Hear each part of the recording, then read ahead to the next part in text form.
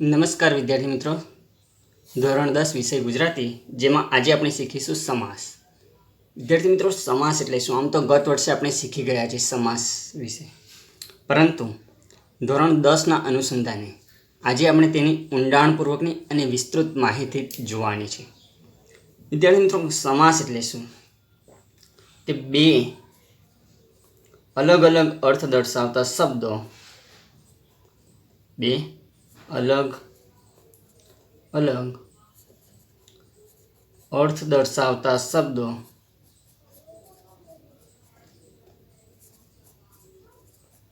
સાથે મળીને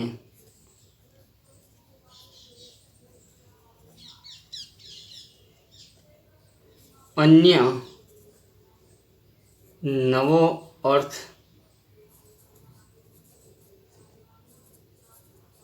દર્શાવે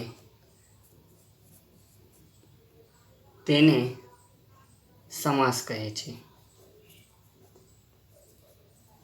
વિદ્યાર્થી મિત્રો, આ વ્યાખ્યા સમજો. આપણે ફક્ત આમ તો ગત વર્ષે શીખી જ ગયા છે કે બે અલગ અલગ અર્થ દર્શાવતા શબ્દો સાથે મળીને અન્ય નવો અર્થ દર્શાવે એને આપણે સમાસ કહે છે. હવે ઉદાહરણ લઈશું તો જ સમજ પડશે. જેમ કે આપણે એક શબ્દ લઈએ ગજ અને બીજો શબ્દ લઈએ આનંદ. તો ગજ એટલે શું? બે અલગ અલગ અર્થ દર્શાવતા શબ્દો. આ બે અલગ અલગ અર્થ દર્શાવતા શબ્દો થયા. તો ગજ એટલે આપણને ખબર છે હાથી, અને આનંદ, આનંદ શબ્દનો અર્થ થાય છે મુખ. તો આપણે ગજાનંદ એમ કહી શકીએ. ગજ એટલે હાથી, આનંદ એટલે મુખ. આપણે ગજાનંદ કહીએ તો બે અલગ અલગ અર્થ દર્શાવતા શબ્દો સાથે મળી અન્ય નવો જ અર્થ દર્શાવ્યો. તો નવો અર્થ કયો થયો? તો ગણપતિ. આપણે ગજાનંદ કોને કહીએ? તો ભગવાન શ્રી ગણપતિને. આપણે દરેક શબ્દની અંદર સમાસ નથી હોતો, પરંતુ બે અલગ અલગ અર્થ દર્શાવતા શબ્દો હોય એ સાથે મળી અન્ય ત્રીજો નવો જ અર્થ દર્શાવે એને આપણે સમાસ કહીશું. આ સમાસના કેટલાક પ્રકારો પડ્યા છે વિદ્યાર્થી મિત્રો. તો આપણે જોઈશું સમાસના પ્રકાર. સમાસના પ્રકાર ગત વર્ષે જે આપણે ભણ્યા છે સમાસના પ્રકાર, એવા જ પ્રકારોમાં આજે કેટલાક ઊંડાણમાં એ પ્રકારોની વિસ્તૃત માહિતી લેવાની છે, તેમજ અન્ય કેટલાક નવા પ્રકારો. એની અંદર આપણે પહેલાં જોઈએ કે આપણો જે પહેલો જે સમાસ છે એ આપણે જોયો તો દ્વંદ્વ સમાસ. દ્વંદ્વ સમાસ. વિદ્યાર્થી મિત્રો, દ્વંદ્વ સમાસ કોને કહેવાય છે? સૌથી પહેલાં એની વ્યાખ્યા જોઈએ કે જ્યાં પૂર્વપદ તેમજ ઉત્તરપદ સમાન મૂલ્ય ધરાવતા હોય. સમાન મૂલ્ય ધરાવતા હોય તેને દ્વંદ્વ સમાસ કહે છે. આ એક આપણે સાદી વ્યાખ્યા જોઈએ. જ્યાં પૂર્વપદ તેમજ ઉત્તરપદ સમાન મૂલ્ય ધરાવતા હોય. પૂર્વપદ તેમજ ઉત્તરપદ. હવે પૂર્વપદ અને ઉત્તરપદ એટલે શું? આ પૂર્વપદ તેમજ આ ઉત્તરપદ એટલે શું? એક ઉદાહરણ લઈએ. આપણે માતા પિતા લખીએ. માતા પિતા. તો પૂર્વપદ એટલે પહેલાં આવતું પદ. આ પૂર્વપદ તેમજ ઉત્તરપદ એ કોઈ દિશાના નામ નથી, પરંતુ પૂર્વપદ એટલે પહેલાં આવતું પદ અને ઉત્તરપદ એટલે ઉતરતું પદ, જેનાથી શબ્દ ઉતરી જાય છે. એટલે આ માતા છે, આ કેવો શબ્દ છે? પૂર્વપદ છે. આ પૂર્વપદ અને પિતા એ ઉત્તરપદ. આ શબ્દથી આખો શબ્દ ઉતરી જાય છે. તો કહે છે કે જ્યાં પૂર્વપદ અને ઉત્તરપદ સમાન મૂલ્ય ધરાવતા હોય, મૂલ્ય એટલે કિંમત, પરંતુ આપણે અહીંયા આગળ એનો અર્થ, આ મૂલ્યનો અર્થ મહત્ત્વ લેવાનો છે. મહત્ત્વ, કે જેટલું મહત્ત્વ પૂર્વપદનું એટલું જ મહત્ત્વ ઉત્તરપદનું. તો જેટલું મહત્ત્વ જીવનમાં માતાનું એટલું જ પિતાનું. હા, એ વસ્તુ અલગ છે કે પિતા કરતાં વધારે ચાહના એટલે ચાહત માતાને મળે છે, પરંતુ જીવનમાં જેટલું મહત્ત્વ માતાનું હોય એટલું જ પિતાનું હોય. બીજું ઉદાહરણ જોઈએ આપણે. રાત દિન. તો રાત છે એ પૂર્વપદ છે, જ્યારે દિન એટલે દિવસ. તો રાતનું મહત્ત્વ એટલું જ મહત્ત્વ દિવસનું. બંનેનું મહત્ત્વ સરખું હોવું જોઈએ. ત્યાં આગળ આપણે કહીશું દ્વંદ્વ. તો આ દ્વંદ્વ સમાસની અંદર બે પ્રકાર પડે છે. દ્વંદ્વ સમાસના બે પેટા પ્રકાર પડે છે. જે આપણે દ્વંદ્વ સમાસ છે એના બે પેટા પ્રકાર પડે છે. કયા કયા આપણે અહીંયા આગળ જોઈશું.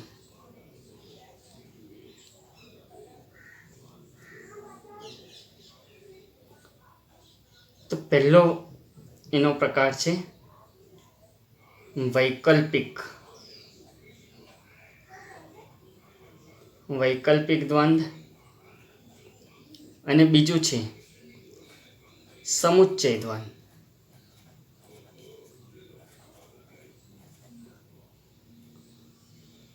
વૈકલ્પિક દ્વંદ્વ નામ પરથી જ આપણને ખબર પડે છે કે આની અંદર કોઈ વિકલ્પ હશે.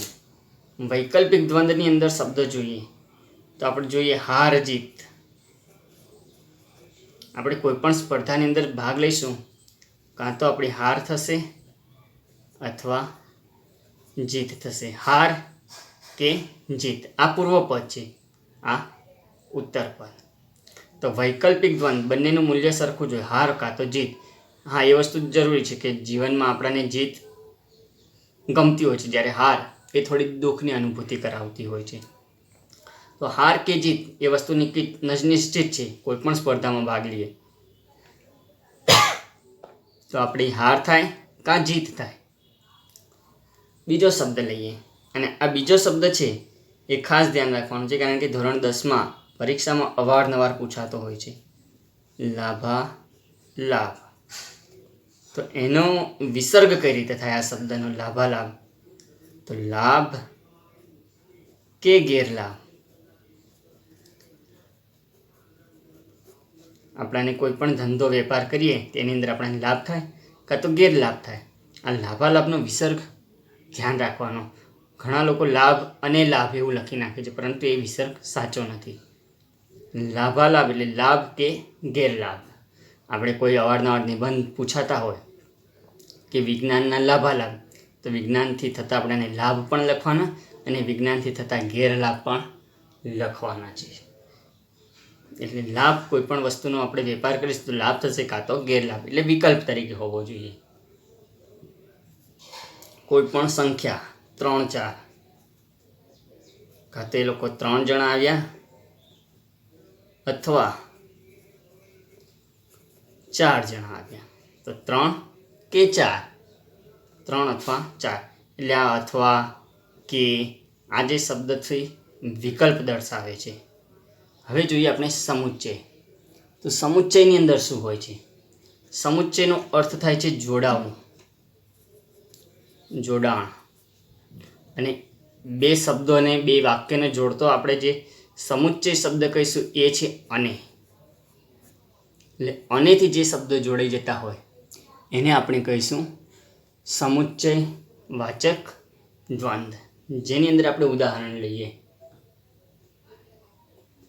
જેમ કે આપણે ઉદાહરણ જોઈએ અહીંયા આગળ આ બીજા ભાગની અંદર.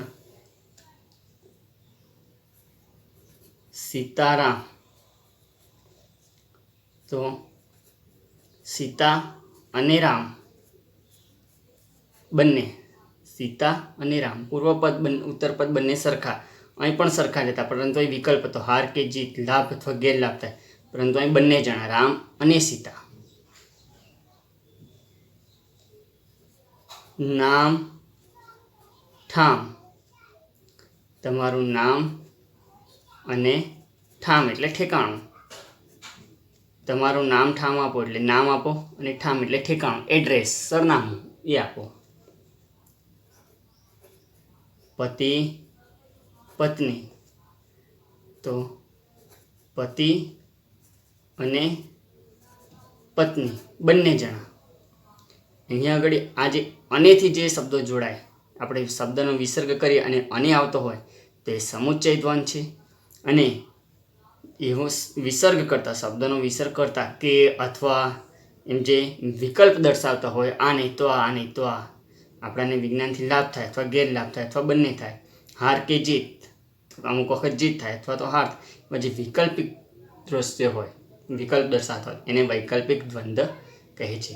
એટલે દ્વંદ સમાસના બે પેટા પ્રકાર છે, વૈકલ્પિક દ્વંદ અને સમુચ્ચય દ્વંદ.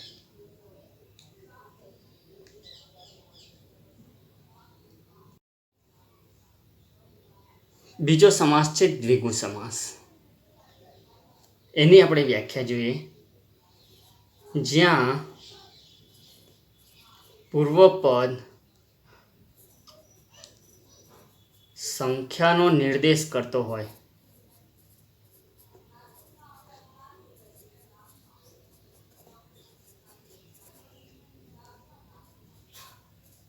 તેવા સમાસને દ્વિગુ સમાસ કહે છે.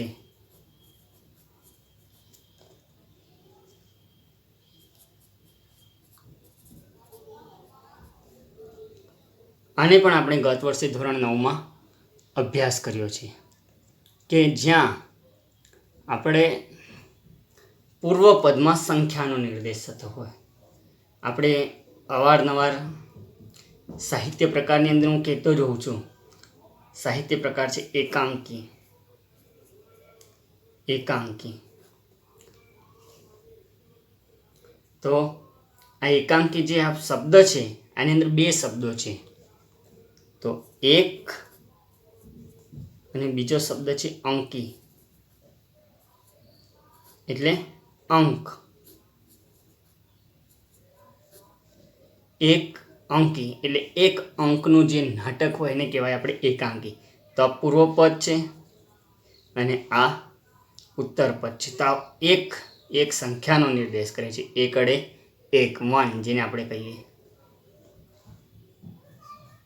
નવરાત્રિ, તો 9 રાતોનો સમૂહ. આપણે જે નવરાત્રિમાં જે ગરબા ગાતા હોઈએ એને આપણે નવરાત્રિ કહીએ. તો પૂર્વપદ છે એની અંદર 9 એ સંખ્યાનો નિર્દેશ થાય છે, અહીં 9, અને રાત એ ઉત્તરપદ છે. પંચવટી, પંચવટી એટલે 5 જે વડ જ્યાંથી સીતા માતાનું હરણ થયું હતું એ સ્થાન. 5 વડનો સમૂહ, જ્યાં 5 વડોનો સમૂહ છે એને કહેવાય આપણે પંચવટી. તો આ પૂર્વપદ છે પંચ એ 5 સંખ્યાનો નિર્દેશ કરે છે. એટલે જ્યાં પૂર્વપદની અંદર સંખ્યાનો નિર્દેશ થતો હોય એને આપણે દ્વિગુ સમાસ કહીએ છીએ. સપ્તર્ષિ એટલે સપ્ત એટલે 7. ઋષિ, ભારતના જે 7 મહાન ઋષિઓ થઈ ગયા એમને આપણે સપ્તર્ષિ કહીએ છીએ. 7 ઋષિ, અને એના 7 ઋષિઓ પરથી આપણે જે તારાઓનો જે સમૂહ છે અવકાશમાં એને પણ કહીએ છીએ સપ્તર્ષિના જે તારાઓ છે એને. તો પૂર્વપદની અંદર 7 જે સંખ્યા છે એનો નિર્દેશ થયો છે. ત્રિશૂળ, ત્રિશૂળ એટલે 3. શૂળ, શૂળ એટલે ભાલા, જે લોખંડના જે ભાલા કહેવાય આપણે એ, જેને આપણે ત્રિશૂળ એટલે 3, અહીં આગળ 3 આપણે કહીએ 3. ત્રણ શૂળ છે એને ત્રિશૂળ કહેવાય. આ દ્વિગુ સમાસ થયા. એવો જ આપણે એક ખાસ હવે જે સમાસ જોવાના છે એનું ખાસ મહત્ત્વ આપણે હવે જોવાનું છે. એમાં છે આપણે તત્પુરુષ સમાસ. હવે આપણે જોઈએ તત્પુરુષ સમાસ. તત્પુરુષ સમાસની વ્યાખ્યા શું છે કે જ્યાં બીજીથી સાતમી વિભક્તિનો પ્રયોગ થયો હોય.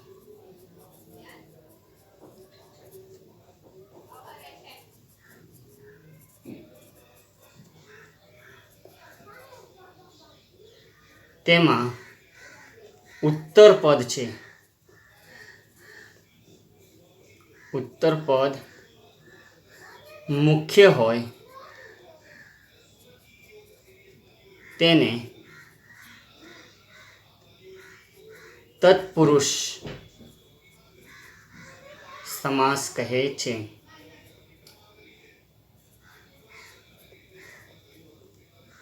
વિદ્યાર્થી મિત્રો, આ હવે વ્યાખ્યા ખાસ ધ્યાન રાખો કે જ્યાં બીજીથી સાતમી વિભક્તિ એનો પ્રયોગ થયો હોય અને એમાં ઉત્તર પદ મહાન હોય એને તત્પુરુષ સમાસ કહેવાય. હવે અહીંયા આગળ સીધી જ વસ્તુ છે કે આપણને વિભક્તિ આવડવી જોઈએ. જો વિભક્તિ ના આવડે તો આ સમાસ ઓળખતા આપણને આવડે નહીં. તત્પુરુષ સમાસ છે, પછી બહુવ્રીહી સમાસ છે, એની અંદર આપણને વિભક્તિની આવશ્યકતા એટલે જરૂરિયાત રહે છે. તો આપણે વિભક્તિ જોઈએ કે કઈ કઈ વિભક્તિ છે. એમાં કહ્યું છે આપણને બીજીથી સાતમી વિભક્તિ. તો આ બીજીથી જે સાતમી વિભક્તિઓ જે છે એની અંદર પહેલી વિભક્તિ તો કર્તા છે. આપણે બીજી વિભક્તિની વાત કરીએ તો એ છે કર્મ વિભક્તિ. પછી ત્રીજી વિભક્તિ છે કરણ વિભક્તિ. પછી ચોથી વિભક્તિ છે સંપ્રદાન વિભક્તિ. પાંચમી વિભક્તિ છે અપાદાન. પછી છઠ્ઠી વિભક્તિ સંબંધક અને સાતમી એ વિભક્તિ છે અધિકરણ. તો આ જે બીજીથી સાતમી વિભક્તિ છે અને આપણે બીજી વિભક્તિ, ત્રીજી વિભક્તિ, ચોથી વિભક્તિ, પાંચમી, છઠ્ઠી અને સાતમી એ પ્રમાણે પણ ઓળખીએ છીએ. તો આ જે વિભક્તિઓ છે એના આપણાને કારક ચિહ્નો આપેલા છે. એના આપણાને કારક ચિહ્નો જે આપેલા હતા એ પ્રમાણે જોઈએ તો કર્મ વિભક્તિ કઈ રીતે ઓળખાય? એના ચિહ્ન ને છે. પછી કરણ વિભક્તિ જે છે એને આપણે થી, થકી, વડે તેમજ દ્વારા એવા શબ્દો છે. સંપ્રદાન વિભક્તિની અંદર માટે. પછી અપાદાન એટલે થી છૂટવું પડવું એટલે આપણે માંથી, પરંતુ છૂટું પડવું એવો અર્થ લેવાનો છે. સંબંધક વિભક્તિ એની અંદર છે આપણે નો, ને, નું, ના એવા શબ્દો. અને અધિકરણ એટલે એની અંદર પણ માં, પરંતુ ની અંદર એવો અર્થ થાય છે એટલે ની અંદર માં એમ. તો હવે આ જે સાત વિભક્તિઓ છે એ પ્રમાણે આપણે કેટલાક ઉદાહરણ જોવાના છે. કારણ કે કઈ વિભક્તિથી જોડાયું છે એવું પણ આપણે ઓળખવું જરૂરી છે. તો હવે આપણે તેના ઉદાહરણ લઈએ કે બીજી વિભક્તિથી આપણને જે જોડાય છે આપણે કર્મ વિભક્તિથી એવા તત્પુરુષ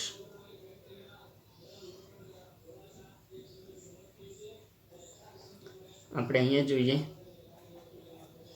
તત્પુરુષ સમાસ એ કઈ વિભક્તિથી જોડાયા હશે?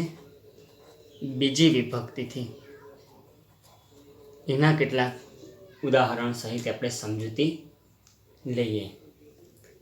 આપણે ઉદાહરણ લઈએ પ્રેમવશ. તો આની અંદર સમાસ છે કે શબ્દ છે એ કઈ રીતે ખબર પડે? તો વિસર્ગ કરો, એનો વિસર્ગ કરો એટલે છૂટું પાડો પ્રેમ વશ, એટલે જે પ્રેમને વશ છે તે. પ્રેમને વશ, જે લોકો પ્રેમને વશ થઈ ગયા છે એવા લોકો, પ્રેમને જે લોકો આધીન છે એવા લોકો. તો ને, આ ને એનો કારક ચિહ્ન છે,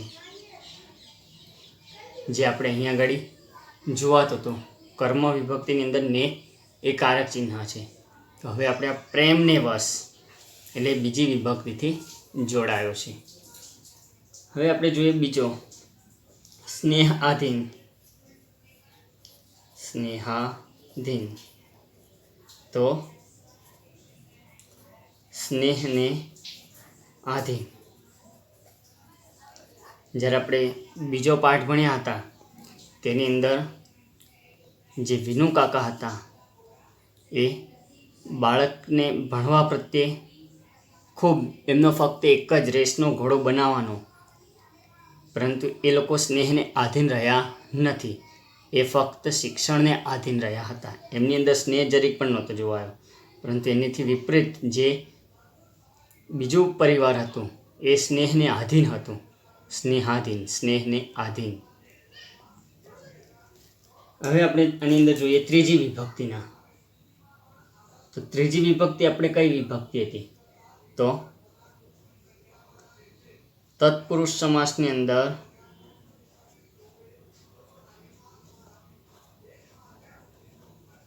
જ્યાં ત્રીજી વિભક્તિનો પ્રયોગ થયો હોય એવા કેટલાક શબ્દો આપણે જોઈએ. તો એમાં આવે છે થી, થકી, વડે અને દ્વારા. થી, થકી, વડે અને દ્વારા. આપણે એક ઉદાહરણ લઈએ કે રત્ન જડિત. આ તો રથ છે એ રત્ન જડિત હતો. તો રત્નથી જડિત, જે રથ છે એ રત્નથી જડેલો છે. થી, થકી, વડે, દ્વારા. એટલે થી છે એ સાધન રૂપ હોવું જોઈએ. આ થી છે કેવું હોવું જોઈએ? સાધન રૂપ હોવું જોઈએ. રત્ન જડેલો છે, જે રથ છે એ રત્નથી જડેલો છે. મંત્ર મુગ્ધ, તો મંત્ર વડે મુગ્ધ. મંત્રમુગ્ધ કોને કહેવાય? કે જે મંત્રથી મુગ્ધ થઈ ગયા હોય એવો. ભયગ્રસ્ત, તો જે લોકો ભયથી ગ્રસ્ત થઈ ગયા હોય,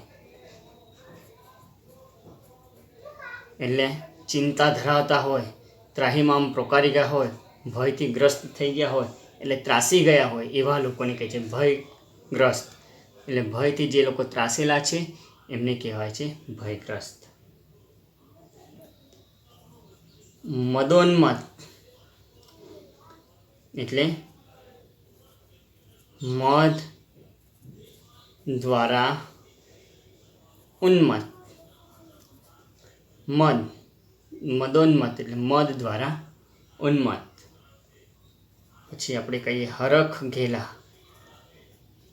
હરખ ઘેલા, દરેક વાતે વાતે હરખ એમને આવી જતો હોય એટલે હરખ એટલે ખુશી થઈ જતી હોય હરખ, અને એનાથી ઘેલા થઈ જતા હોય. ઘેલા એટલે ગાંડા. હરખથી ગાંડા થઈ જતા હોય એને કહેવાય હરખ ઘેલા. એટલે બહુ જ ખુશી થઈ જાય એવા લોકો ગાંડા થઈ જાય જાણે, એવા લોકોને કહે છે હરખ ઘેલા. તો થી, થકી, વડે, દ્વારા એવા જે કારક ચિહ્નો આવતા હોય અને એનાથી જે સમાસ બનતા હોય એને ત્રીજી વિભક્તિથી જોડાયેલા છે એ પ્રમાણે કહીએ. કારણ કે ત્રીજી વિભક્તિ હતી આપણી એ આપણી કરણ વિભક્તિ હતી, એટલે એ વિભક્તિ આવડવી જરૂરી છે. હવે આપણે જોઈએ ચોથી વિભક્તિ. તત્પુરુષ સમાસ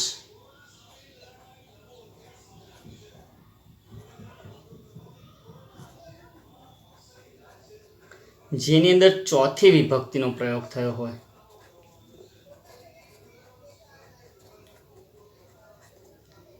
તત્પુરુષ સમાસ ખરું, પરંતુ એની અંદર ચોથી વિભક્તિનો ઉપયોગ થયો હોય. ચોથી વિભક્તિ હતી આપણી સંપ્રદાન વિભક્તિ. આપણે શબ્દ લઈએ બાળકથા, તો બાળકો માટેની કથા. અહીં દેખો, આ પૂર્વપદ છે ને આ ઉત્તરપદ છે. તો ઉત્તરપદ પૂર્વપદ માટે હોય, ઉત્તરપદ પૂર્વપદ માટે હોય. તો આ બાળકો માટેની કથા, તો કથા કોના માટે? તો કે બાળક માટે. તો આ જે ઉત્તરપદ છે એ કોના માટે હોય? તો કે આ પૂર્વપદ માટે. એટલે જ્યાં ઉત્તરપદ પૂર્વપદ માટે આવતું હોય એવા લોકો માટે. દેશભક્ત, તો દેશભક્ત કોને કહેવાય? કે જેને દેશ માટેની ભક્તિ છે, દેશ માટે જેને ભક્તિ છે એવા લોકોને દેશભક્ત કહીએ. તો ઉત્તરપદ છે એ પૂર્વપદ માટે હોય છે. ગુરુ દક્ષિણા, ગુરુ માટે દક્ષિણા. એટલે જ્યાં વિસર્ગ કરો અને માટે એવો શબ્દ આવતો હોય તો એનું કારક ચિહ્ન છે એ ચોથી વિભક્તિથી જોડાયેલા શબ્દો છે. આપણે વરમાળા કહીએ, તો માળા કોના માટે? તો કે વર માટે. વર માટેની માળા.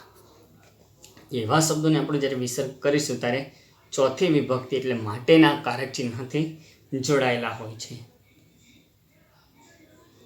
પછી એક નવો શબ્દ તમારા માટે આવશે, વક્ષસ્ત્રાણ. આ શબ્દ તમારા માટે કદાચ નવો હશે.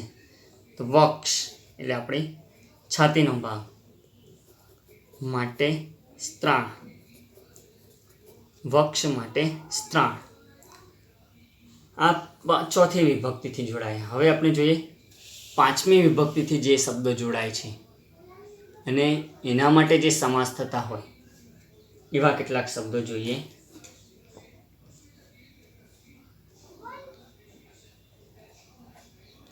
તત્પુરુષ સમાસ પાંચમી વિભક્તિથી જોડાયા હોય.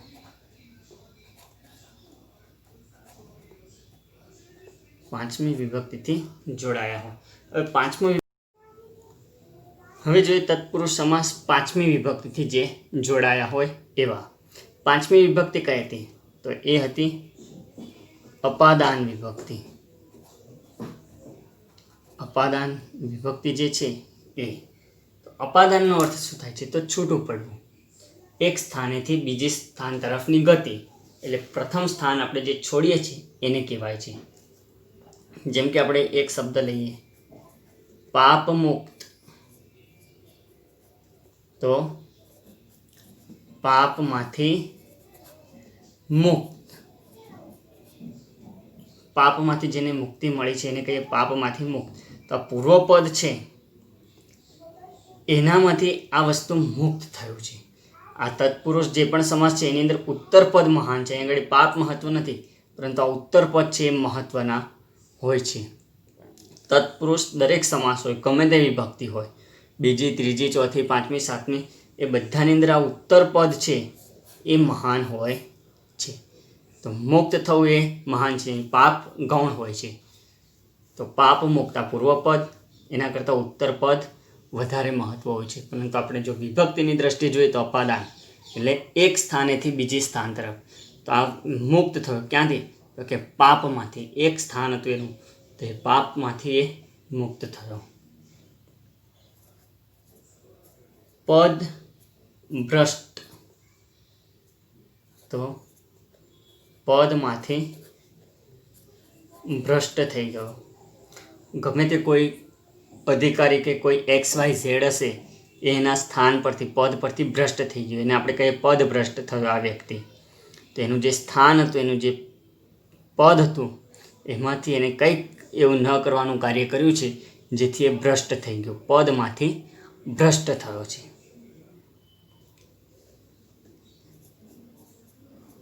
ઋણમુક્ત, તો ઋણ કોઈક ઉપકાર કર્યો હશે એમાંથી મુક્ત થયો, ઋણમાંથી મુક્ત. પછી એક આપણે તમારા 10મા ધોરણમાં એક નવો શબ્દ આવે છે, બ્રાહ્મણેતર. તો બ્રાહ્મણથી ઇત્તર અન્ય સમાજ કોઈ હોય, બ્રાહ્મણથી કોઈ ઇત્તર, બ્રાહ્મણેતર. એટલે અપાદાન વિભક્તિનો અર્થ શું થાય છે? એક સ્થાનેથી બીજા સ્થાન તરફ વસ્તુ જે હોય એક સ્થાન તરફથી બીજા સ્થાન તરફની ગતિ દર્શાવતી હોય. તો પાપમાંથી મુક્ત થયું એટલે પાપ તરફથી બહાર આવ્યો. અહીં પદમાંથી ભ્રષ્ટ થયો અને ઋણમાંથી મુક્ત થયો. બ્રાહ્મણેતર એટલે બ્રાહ્મણ કરતાં ઇત્તર અન્ય સમાજ હોય, કોઈ પણ બ્રાહ્મણ કરતાં અન્ય સમાજ XYZ ગમે તે હોય. તો અહીં આગળ જે અપાદાન વિભક્તિ એટલે છૂટું પડવાના ભાવ સ્વરૂપે હોય એવા તત્પુરુષ સમાસ કહેવાય છે, જે 5મી વિભક્તિથી જોડાતા હોય છે.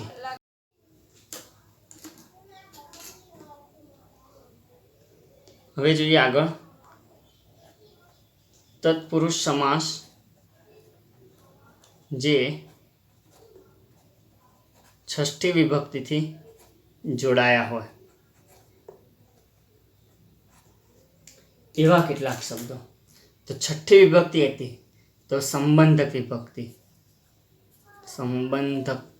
વિભક્તિ, એમાંથી એટલે એના કારક ચિહ્ન આપણે જોયા હતા, નો, ની, નું, ના. દેવાલય ઉદાહરણ જોઈશું ને તો જ ખબર પડે આપણને. દેવાલય એટલે દેવોનું આલય, દેવોનું આલય, આલય એટલે સ્થાન, તો દેવો માટેનું સ્થાન, દેવોનું આલય. વનમાળી, તો વનનો માળી. આ માળી કોનો? તો કે વનનો. આલય કોનું? તો કે દેવોનું. સંબંધક વિભક્તિ આવે. બજાર ભાવ, આ વસ્તુ વેચી, બજાર ભાવે વેચી, તો બજારના ભાવ, જે બજારમાં ચાલતા હોય એ ભાવ, જેને કહેવાય આપણે બજાર ભાવ. રથ સ્પર્ધા, તો રથની સ્પર્ધા. તો નો, ની, નું, ના એવા જે શબ્દો છે એનાથી સંબંધ બતાવતી હોય. સ્પર્ધા કોની? તો કે રથની. અહીં કોનો, કોની, કોણ એવો જે આપણે શબ્દ પ્રશ્ન કરીએ ને, કોનો, કોની, કોનું, આવા શબ્દોથી આપણે જો કોઈ પ્રશ્ન કરીએ એને કહેવાય સંબંધક વિભક્તિ. 6ઠ્ઠી વિભક્તિથી એ શબ્દો જોડાતા હોય છે. એમાં પણ ઉત્તરપદ મહાન હોય. આલય, માળી. આ વનનો પણ શું? વનનો પ્રાણી કે શું? તો કે ના, માળી. તો અહીં ઉત્તરપદ બધામાં મહાન હોય. અને હવે છેલ્લે એક આપણે 7મી વિભક્તિથી જોડાતા જે શબ્દો છે એને આપણે જોઈએ.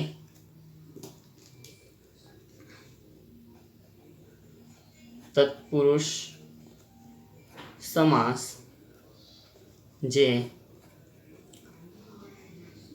7મી વિભક્તિથી જોડાયા હોય છે. 7મી વિભક્તિ કઈ હતી? જે હતી અધિકરણ. અધિકરણની અંદર સ્થાન અને સમયનો ઉલ્લેખ થયો હોય. હવે આપણે એક શબ્દ લઈએ, એક પાત્ર છે યુધિષ્ઠિર. તો યુધિષ્ઠિરનો આ શબ્દ છે, આ સમાસરૂપ શબ્દ છે. કઈ રીતે? તો યુધિષ્ઠિર શબ્દ હમણાં આપણને દેખતી રીતે એક શબ્દ લાગે કે એની અંદર કોઈ સમાસ નથી, પરંતુ જે યુદ્ધમાં સ્થિર રહેતો હોય